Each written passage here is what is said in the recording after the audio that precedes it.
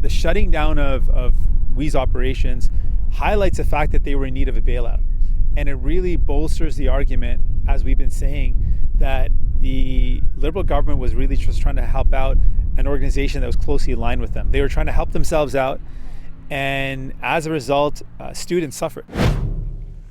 We Charity may be closing its Canadian operations, but according to opposition MPs, that doesn't mean the political controversy is over. They say WE's announcement is evidence, as you heard there, that the Liberal government handed a contract to a financially distressed organization, one that happened to have ties to the Trudeau family and then Finance Minister Bill Morneau. The Liberals have repeatedly argued, on the other hand, that bureaucrats decided the WE organization should administer a student grant program worth hundreds of millions of dollars. For more on this, let's bring in Liberal MP Greg Fergus. He's over in Gatineau, Quebec. Michael Barrett is the Conservative ethics critic. He's in Brockville, Ontario. And Charlie Angus is the NDP's ethics critic. He joins us from Timmins in the same province. Hi, everybody. Good to see you. Thank you very much for making time. Hello. Mr. Fergus, I want to start with you, and I'm going to put to you exactly what we just outlined, especially coming from NDP leader Jagmeet Singh, as you heard in that clip. The idea that this is sort of further buoys the argument that your government was basically trying to help out their friends in a financially distressed organization. What's your response to that claim? Well, clearly it's not true. And I think that the facts support that, and that's what the testimony at the committee, at Finance Committee, would support.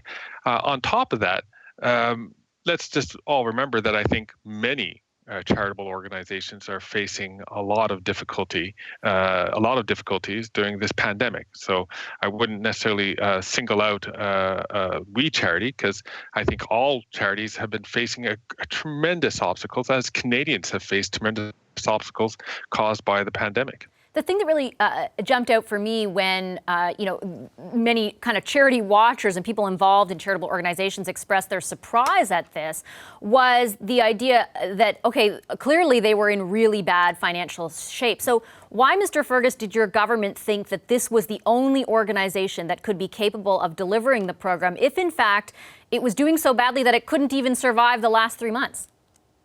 Well, I think We Charity, from what I understand, had links with 7,000 schools across the country, had links with over 1 million young people over the country. It seems to make sense to me that they had that special relationship to get at young people more so than many other charities. And yet, with respect, Mr. Fergus, and yet they folded after 3 months of this. Well, precisely. Well, don't forget, schools were shut down. Donations dried up. I can't speak to the administration of the We Charity, but it doesn't seem to me out of the normal that an organization that depends so much on having direct access to the very population that is being restricted in the public institutions that exist across the country, that they would face some hardships. Wasn't it that access, though, that your government claims is the reason they were the only organization that could handle this program? It was judged by our officials that this was the best organization to reach so many students and in the time frame in which we needed. And that's the reason why we weren't able to do it ourselves, because we weren't able to get that type of reach so quickly and so extensively to young people in this country. Okay, I guess I'll move on, but if the reach was such an issue and part of the reason they're folding, then I'm curious as to why, I guess, the government was so sure, or those public officials were so sure that it would be that which could enable the program. I'll get you on it in a second. I just want to make sure I get your other colleagues in. Mr. Barrett, the leader of your party, Aaron O'Toole, last evening right away tweeted out saying, in light of this announcement, that he wanted to make sure that we gave all the documents that it had promised to release to the Finance Committee. My colleagues over at Global are reporting that We Charity says that they will provide them eventually. Once there's a new committee, We Charity will be pleased to provide the documents that have been requested. Has that been conveyed to you, or is your party aware of sort of the latest on whether or not those documents will be provided? Well, it's essential that they are provided. This wasn't information that was proactively offered to us that they do plan to release it. But look, they came to committee and expected to provide testimony to MPs and had a whole lot of non-answers and said, we'll get back to you. And were saved by the prorogation that the Prime Minister insists was not to avoid accountability here, when quite clearly that was the case. We have an organization that gave members of the Trudeau family $500,000, and then this organization, which was in terrible financial shape, evidently, they were going to benefit $43.5 million in administering a $500 million agreement. This is this makes the case that Cabinet and the Prime Minister did not do their due diligence. This makes the case that there is definitely more to see here, and this is all the more reason why committees must resume immediately after the parliamentary session comes back on the 23rd of September. To your point, Mr. Barrett, though, about this making the case, it wasn't exactly just COVID-19. They even admitted in their statement, right? I mean, because of this political scrutiny on them, because of the political controversy, you saw major sponsors, major partners, financial partners pull away from them. So does it really buoy the argument that they were just in such bad shape that the Liberals had to help them out? Absolutely, it does. When you look at them not meeting their bank covenants, refusing to provide their board chair with their financials. We heard last night in that interview that their sponsors were asking to see their financials, and they refused to provide them to them. They laid off hundreds of employees, yet said that there was nothing to see here. And when they came to committee, they said, nope, we're even though we're not meeting our bank covenants, we're in fine financial shape. And weeks later, they folded like an umbrella. Obviously, they were in need of a government handout or bailout, and they looked to their friends in the Prime Minister's office and the Finance Minister's office, and they got what they were looking for. My point, I guess, is, and I'll move on to Mr. Angus in a second, is that yes, they were not providing those documents, but a lot of the financial hardship they suffered, obviously they suffered some prior to, during the outset of the pandemic, but a lot of the financial hardship they suffered was clearly also as a consequence of what happened since all of that. Mr. Angus, I do want to get you in on this, and I guess you've talked in particularly about Minister Chagger. I want to go back to the interview that the brothers did on CTV last evening, because they were asked very specifically, and this speaks to the idea that you and your colleagues in other opposition parties have said about this close relationship, right, between members of the government, or especially the Prime Minister and the Kielburgers. Craig Kielburger last night denied that he had any direct communications with the Prime Minister, said it was bureaucrats that first brought up the proposal. He said, quote, "We've never spoken to Justin Trudeau on the phone ever, don't have his email, don't know how to reach them." Does that take away from the argument that you and your colleagues are trying to make? Well, I think one of the difficulties we've had with the Kielburgers is getting a straight answer from them, and I think that really damaged their credibility. I heard last night as well Mark Kielburger repeating the same false line they gave to us at committee when they said, we would never have taken the call to answer, Canada in its time of need if we'd known it would have caused this trouble. We were so politically naive. And yet we see 5,000 pages of documents of massive lobbying when they were not registered to lobby, that they knew all the key ministers who to call because they had dealt with them and invited them to all these WE events. So these guys were very politically sophisticated. And it was that April 17th meeting with Minister Chagger that she denied having. She told our committee she hadn't met with them.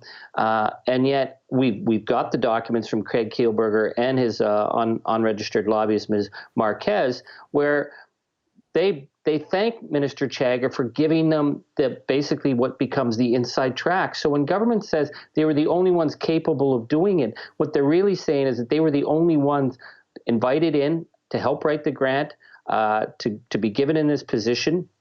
And we can't run government this way. We can't be saying people who know key people, Finance Minister being the besties, Minister Chagger appearing at their events, the Prime Minister and his family getting $500,000 for them to work the corporate events afterwards. That's not how we do things in Canada. We need to know that the civil service is able to say, wait a minute, there's a lot of problems with. They had huge financial problems. Their ability to deliver this program was clearly questionable. But because of their political contacts, they were given the all-access pass, and it's blown up on them, and it's blown up on the Prime Minister.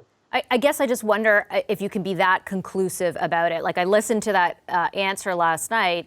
It wasn't like there was this conversation with the Prime Minister, hey, bestie, can you help me out? I'm not trying to take away from all the evidence that surrounds Minister Chagger. I know there are, very genuine questions about that, but there isn't this sort of direct evidence or evidence of a direct ask. We know you guys need help, so here's what we're going to do for you.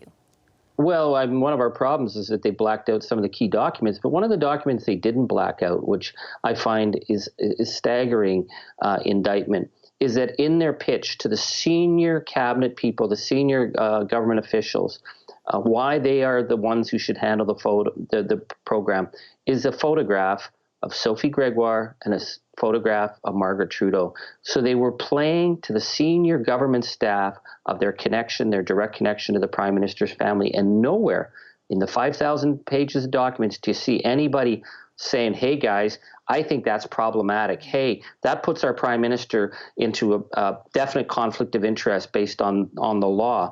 They were playing on their connections to the Prime Minister. So the fact that, hey, they didn't go out and go bowling with them is inconsequential. What matters is that they knew who to call in the Prime Minister's office. They knew the key ministers. Those ministers did that work for them. And then when it came time for the pitch, they were using pictures of the Prime Minister's family to drive it home. I mean, this is not how we do stuff, particularly in a pandemic of this nature where Canadians need to trust that the decisions that are being made to put Canadians first and foremost, and not just a business organization that's in financial freefall that's looking to its friends in the Liberal government for help. I'm unfortunately running out of time. I just have time for one quick comment from each of you before we go. Mr. Fergus, I'll start with you. I know you want to respond to what you just heard. Well, absolutely, because I think, for all the respect I have for Mr. Angus, I know that if Mr. Angus had been Prime Minister and I was lobbying him, I don't think I'd put pictures of Justin Trudeau either on the pamphlet. I think they did what every other group does in this country, is that they try to present themselves in the most favorable light, and in a very amateurish way, they decide to play that game. But that's what's been done for a lot of other groups. So I just think you think We Charity was amateurish in promoting its involvement with the Trudeau family? Deal. Well, I think the best way to promote yourself is to make the focus on the people who you're helping, of course, on the kids and the people who and the project that they would have overseas. I think that's the smartest thing to do. I used to be in the lobbying world. That's what I would have done. But certainly I wouldn't have, it's sort of a little bit of amateurish when you play that card. But look, let's take a look at We Charity. It was a successful charity before this pandemic. If they're audited books, I'm assuming if they are done properly in 2018, 2019, they were perfectly fine. I haven't seen the numbers for their 2019 final numbers. But certainly they were considered to be quite a respectable, quite a popular, the largest charity in this country. It's a real loss. It's a real loss, and I think it was a real loss not only because of the pandemic, but of course the political gamesmanship which had been played by the opposition, and who are the losers? The kids across Canada who would usually use that opportunity to go and do some good work overseas. Yeah, I get that it's sad. My guess is that it's not just the opposition or just those who are asking questions. There's a role for the government too, right? We know from the finance minister and the prime minister that they have already admitted they should have recused themselves. So there's more at play than just the opposition. Mr. Barrett, your response to that? I have just time for a quick comment from you and Mr. Angus. Yeah, this is laid squarely at the feet of Justin Trudeau. This is a government that has a record of 5 years of chaos, corruption, and cover-up. And the Prime Minister is responsible to Canadians for this decision. He has a pattern of putting his friends before Canadians and then expecting Canadians to pick up the tab. Now, in this case, there's a lot of losers, and I think that the Canadian public make up that group. And Justin Trudeau needs to take a long look in the mirror when we look at on a day when his former finance minister is found to have broken elections laws, when the Prime Minister is twice found guilty of breaking ethics laws, and multiple members of his cabinet also found guilty of breaking ethics laws, that there's a pattern here. This is a government, this is a prime minister that doesn't think the rules apply to them. And in this case, there were consequences for more than just inside government. Justin Trudeau needs to answer for this. And at committee, we will continue to get answers for Canadians. To be fair, he apologized, Mr. Angus. He said he should have recused himself. It's not like he hasn't acknowledged what Mr. Saying sorry is an unacceptable response for a prime minister who's broken the law. I have to move on to Mr. Angus. Sorry, my apologies. Mr. Angus, last word to you. Well, I will agree with my good friend, Mr. Fergus, who I sit with on the Ethics Committee. This was incredibly amateurish. So my question is why was it so easily rubber stamped by such key Liberal ministers? It was rubber stamped because of the close connection with the Kielburgers, of how they curated and built this relationship. And I think that that's really unfortunate. And as for the losers, I put that squarely on the feet of the Prime Minister. He promised money to help university students. Not a dime of that money has gotten out the door. As soon as this didn't go to the Prime Minister walked away. Then he shut down Parliament. And university students facing huge debt, without work, there's been a lot of options that we could have used that money, and we could have put it straight into tuition costs. None of that's rolled out. So the Prime Minister took his toys and went home. And the losers have been trust with the Canadian people, university students in the middle of the worst economic and medical crisis in a century. And so we still need to hold some accountability here. Okay, I have to leave it there.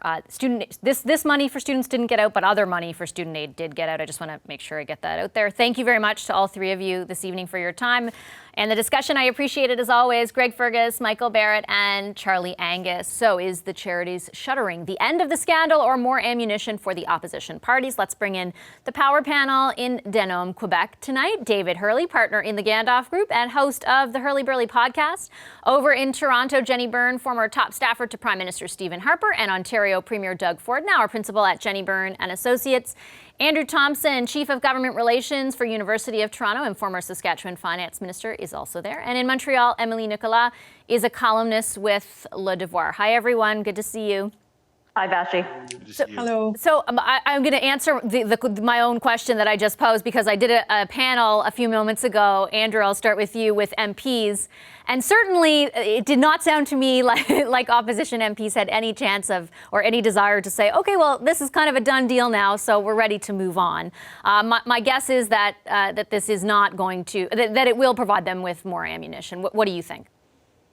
I think this does provide them with more ammunition, in part because the government has still not been entirely transparent and forthright about what the circumstances were around this. And I think there is still this cloud sitting over it as to what exactly happened. What did Minister Chagger expect from this? What was her involvement in it? Was the Prime Minister's office really out of the loop on this? And just the whole piece is still not making a lot of sense. Now, that said, is there much that's going to be gained for opposition parties out of this? I'm not sure. I expect that those who are concerned about this have already priced it into their vote. Those who are Liberals are going to largely ignore it.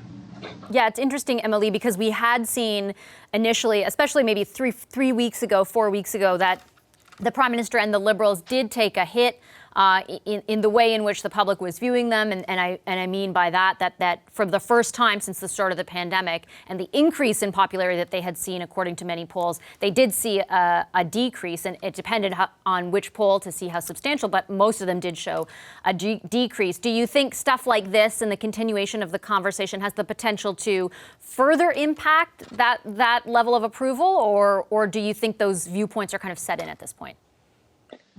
Whenever we is on top of mind of people, then it's bad for the Liberals when people are thinking about it. With this announcement today, people are thinking about it again.